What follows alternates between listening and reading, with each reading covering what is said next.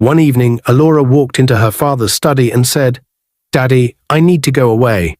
Not forever. Just long enough to forget what it feels like to be wanted for your wealth." Chief Adabanjo stared at her the same way he had stared at a dying factory once, calculating how to bring it back to life. But there was no negotiation here. Alora's eyes were different, so he nodded and gave her the go-ahead. She left the next morning for South Africa with just one bodyguard and a bag that didn't bear any brand name. She entered a quiet private hospital in Cape Town and did what most would never dare. She underwent a plastic surgery and changed her face. Not entirely, not enough to be a stranger to herself, just enough to be invisible to the world that had seen her too much. Her lips became fuller, her chin slightly less sharp. The nose that had graced fashion editorials now looked softer, simpler. She dyed her hair a natural black. She returned to Nigeria, not to Lagos, not to Abuja, but to Idera, a small, restless town known more for its roadside hustle than for any luxury. And there she became Amaka.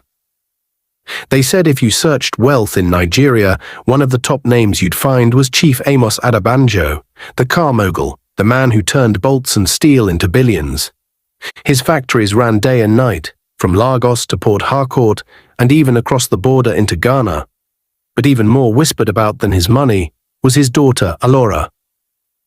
Alora Adabanjo, with her porcelain skin, almond eyes, and the kind of poise that came from elite boarding schools in London and summers in Monaco. Everyone knew her face. It was on magazine covers, tabloids, fashion runways. She was what you might call a rich man's miracle, his only child, born after 15 years of waiting. But while the world envied her, Alora felt like she was trapped in a golden cage. From the outside, her life shimmered. An ocean view mansion in Banana Island, a closet full of designer labels, guards at every corner, and a father who could buy her the moon. But deep inside, she longed for something else, something real, something money could never buy.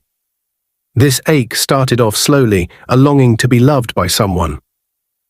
The first man she fell in love with was an artist. He painted her a portrait that still hung in her dressing room.